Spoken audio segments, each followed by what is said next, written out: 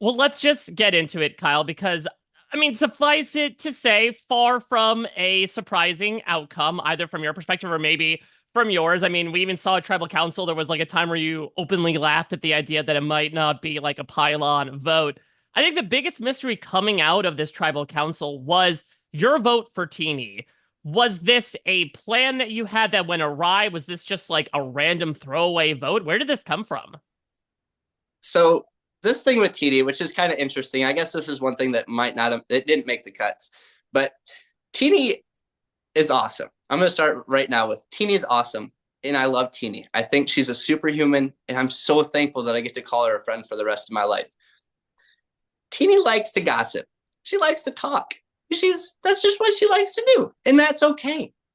But the problem for me was that I did this little bait and hook thing where I was like, I feel like somebody around here is like leaking all this information constantly. I don't know how. I'm like, this information, where's it? Like, I'm only telling select people, and it's just all this information is everywhere, like so quick.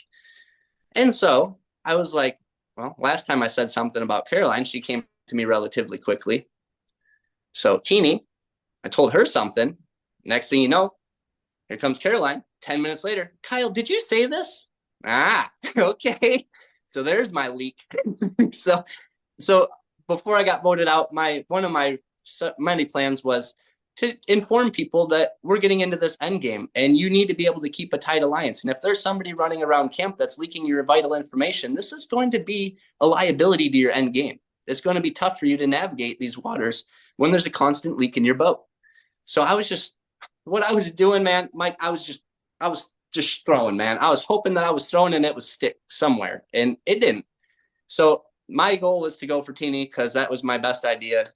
Somebody leaking a lot of information to other people, and I was hoping that would be unsettling and get people to run my way for one more vote, but it didn't. And it is what it is. So if you will, a throwaway vote, but it was like my Hail Mary. I'm like, I don't even know where to throw this ball right now. I don't even have a shot in the dark in my pocket. Everybody's coming after me, respectively.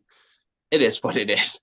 Yeah, I mean, to that point, you talk about trying to prep people for their own endgame. Let's say you get through this vote. Let's say maybe Genevieve is targeted over you. I mean, did you have any relationships that you felt like you could try to cultivate into an endgame possibility? Or really, was it really, as you were talking about at the beginning of this last episode, like it's just got to be to win out the rest of the way and be, for lack of a better term, off on an island by yourself?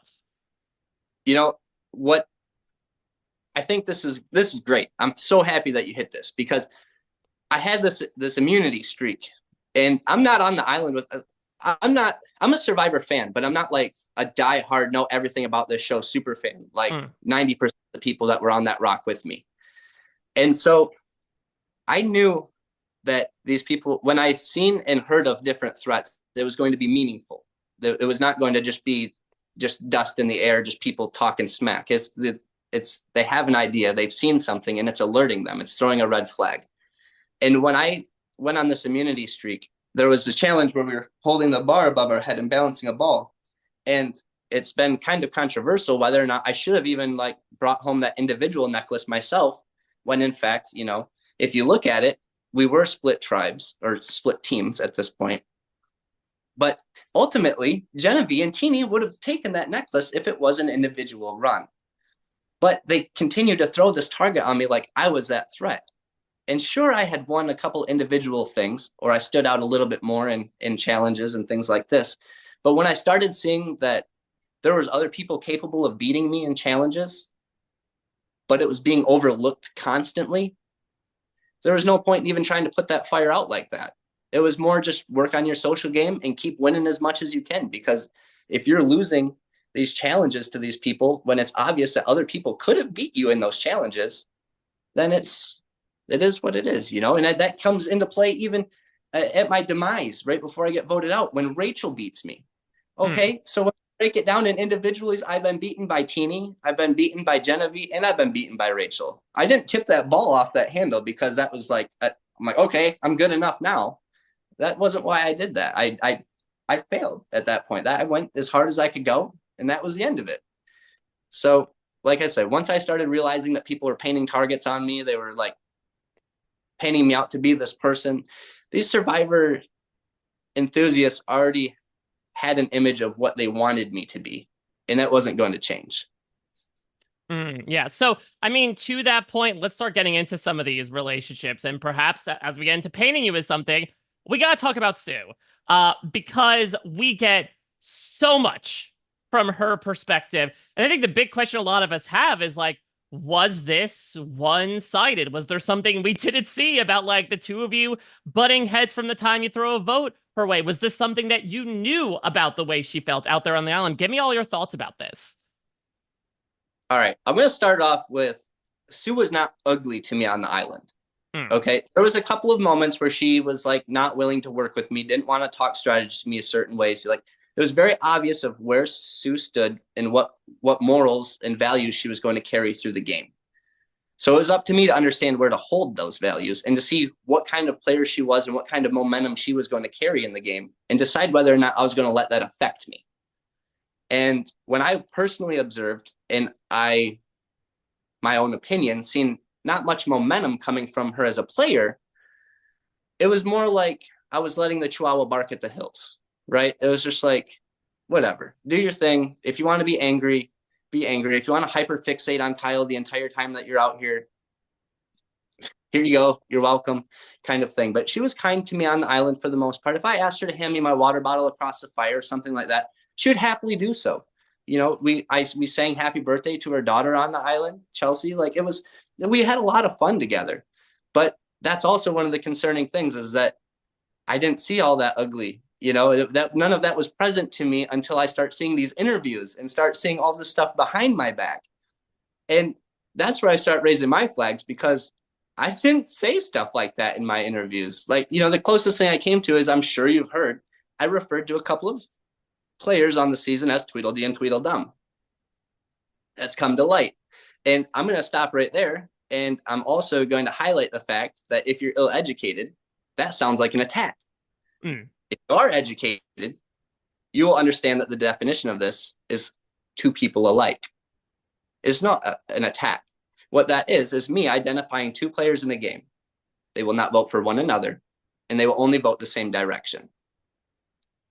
To me, these two people seem alike, very much so. And so that was about as ugly as I went in the show. And so I feel like if you did not understand that definition, that was very easy to be taken as a blow. If you would have understood that definition, it could have irritated you, but I don't think it would have dug as deeply as what it did dig on some people. But so it's tough, right? Because like I said, I didn't talk a lot of nasty things. I didn't say things. I wasn't out to get nobody. I didn't hyper fixate on one individual. I played my own game the whole way through. And I didn't give a lot of room for people to pick on me for different things because I was just very genuine. I was very open. I was very honest. And those couple of little moments that I had where people were like, whoa, and started to feel a little bit offended, that fire that raged inside of them burned out of control, and it was gaining the attention way more than it was me. That was just like this quiet little ember on the side. Well, to that point, I mean, I obviously want to ask another point of clarification as well. And maybe this does tie into, you know, that comment Tweedledee and Tweedledum, because of course, when we were all talking with Rome a few weeks back, he had made references in other interviews that quote that you had said something about Sue and Caroline that was a little bit outside of the game. It didn't make the cut for obvious reasons. If I would have repeated that, I'd get canceled. I wouldn't be able to host something again. Can you clarify this for us? Was it that comment? Was there something else that got involved here that Rome is talking about? All right, I'm going to be very brief about this because Rome had his moment. What he did is he gave the world a cheesy ass Mad Lib, and y'all were filling it in. That's all I did. I've been very open with everything that I've said, and if battle rapper Rome can't say Tweedledee and Tweedledum or he'll get canceled, whatever, dude. I don't care. Move on. Okay, interesting. Yeah, I mean, in general, like that was I Like, wouldn't say uncharacteristic, but that was like well, a really. Oh, go ahead. I mean, come on, Mike. Like, right. So I'm being portrayed as this person, right? Rome's out of the game at this point. He's Hmm. continued to watch me in the game, gain momentum. His torch has been snuffed. He's watching it back. And now we're in the real world. And this is when he decides to start making these comments and these things. And so what he did was genius. I mean, what he did was he took somebody that was being genuine, somebody that was being honest, that the people like and can relate with, And he left a question that only your mind could fill in with the Hmm. expression of whatever your mind's capacity is. It could be the ugliest thing in the world. It could be the gentlest thing in the world. He let your mind do the work for you. It was a great Hmm. tactic, but it's Yeah. burnt out now. I mean, that was a really interesting moment from you even on Island because again, for someone that we had seen as like so kind and so quiet, like he got a rise out of you. You were calling him a dick, like you were gunning after him. Talking about your Wait, reaction to that so, moment. so what if I told you the truth? Like, it's like I told you everything. Like, I was hoping to work with him. All right, so this didn't catch too good. This is good. This is the world will love this, right? Hmm. So we got along pretty good. Like, being the fact that we were on separate tribes. When I looked at him, he looked at me. I felt connection. I wanted to work with Rome. I liked Rome. When we went on the journey together with Annika, I got with Rome good. He had great energy. I loved him. He smiled a lot, like a lot to like there. And so when we went on the journey, we were telling each other beforehand, I'm going to tell you if I got something. I'll tell you if I got something. And I'll tell you at the next challenge, the water challenge, where we had to jump off the high spot, Hmm. dive, cross the balance beam, put together the seahorse, that kind of thing. Well, if you notice, Rome and I are the two first people out the gate, right? Rome was Right. not going to let being the first person out the gate. We had unfinished business. We make it through. We hit the end platform. And I look at Rome and he looks at me and he smiles. And I said, "You get it?" He said, "I got it." Nice. He said, "You get it?" I said, "I'm no good." He said, "You lose two?" I said, "One." So at that point, I thought I had some working relationship with Rome. This was like a way that him and I had some insider feet together. Hmm. So when we hit the island together, I was like, I'm gonna tell Rome everything. Like, I don't like I'm having a hard time trusting these people. I feel like Sue and Caroline are attached to Gabe's hip. Like, I need somebody in my corner and I need them fast. Why not Rome? I have connections with them. So I told him everything. It wasn't 10 minutes, the whole island already knew everything that I just told Rome. So yeah, when I was being confronted and asked about these things, I just had to smile and like I looked right at Soul and I was, what a dick. Like, I just gave you the key to the city and you just threw it away for Well, what? Like, I think it was a poor decision. I think he should have rode with me. And I think that maybe there was a little bit of regret there and there was maybe some masking that he tried to do and regrets the not working with me, but whatever. Well, speaking of possible regrets, I do want to get into your relationship with Gabe because super interesting, right? The limo driver aspect of it all, and the fact that last episode, I mean, I don't know if it was presented on Island as like you just joining the vote or you really saying yes, I'm making a move against you, Gabe. But talk to me about that dynamic and how do you look back on the decision to, decide to cut him before he cuts you? So through the game, this is leading back all the way to I think we were on Lavos Beach. Something happened. Whatever happened after one of those challenges, Gabe, myself, Tiana, we all ended up on Lavo Beach with Rachel, and we were fixing to head to a tribal council after this.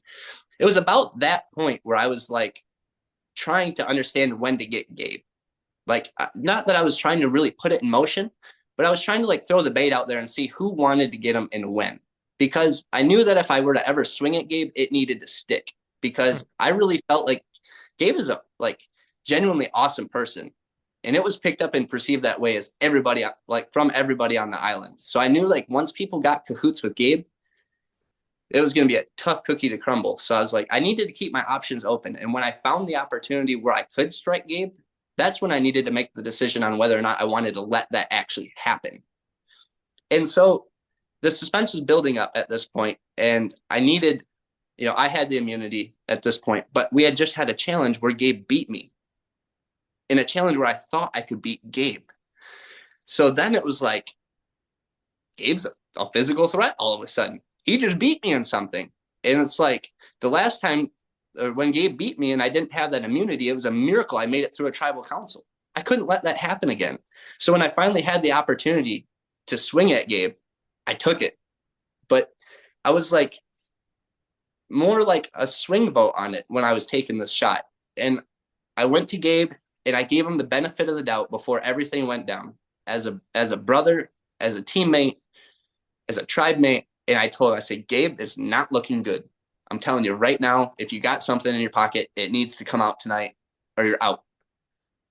I told him as clear as day Mm, because somebody I would be willing to go to the end with. He was one of the toughest players out there. And that's what I wanted in the end game. right. So like I'm willing to take it the distance, but the shadier he gets, or when I say shady, the more active he gets in the game, the harder he's playing the game, the things that I'm less and less able to pick up on, that becomes threatening to me at this point.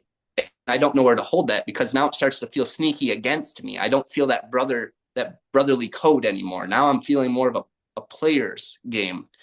And so that's when I draw the line. I'm like, all right, I'm going to let you know if you got it. If the survivor gods are smiling upon you, you're in. We're going the distance. But if you don't, you're going home. Mm. And that's how it ended. And to this day, Gabe and I were really, as far as I know and I'm concerned, every time I've seen him, everything that we've anytime I've seen Gabe, any of our interactions, very positive, very brotherly. Like he said, if Gabe called me today and he needed something, my ass would be on an airplane headed to Gabe now.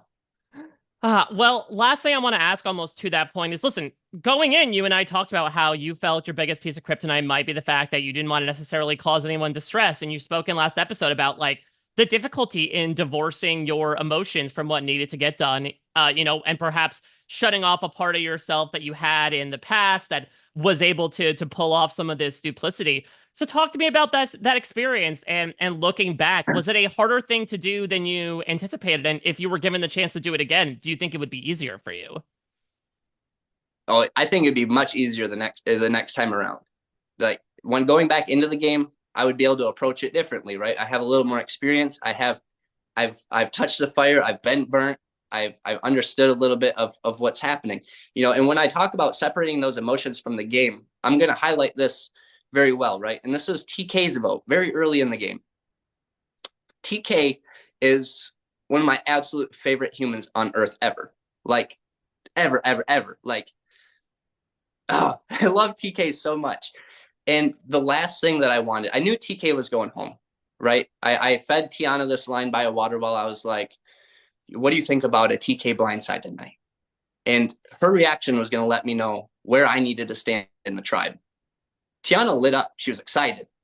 Tiana, myself, and TK were supposed to be tight. She should not have been excited when I brought this up. At this point, I got concerned, and I knew TK was on his way out because Tiana was in with the girls. Gabe owned the girls. It is what it is. So what I did was I posted a vote with TK against Sue, knowing TK was going home because I didn't want TK to go home alone. I didn't Mm. want him to, everybody was against him. Early in the game when his journey just got clipped, everybody that he put faith in, shared personal stories with, opened up with, when I could tell that he was a little uncomfortable, but he still let me in anyway. I wasn't about to let him burn like that.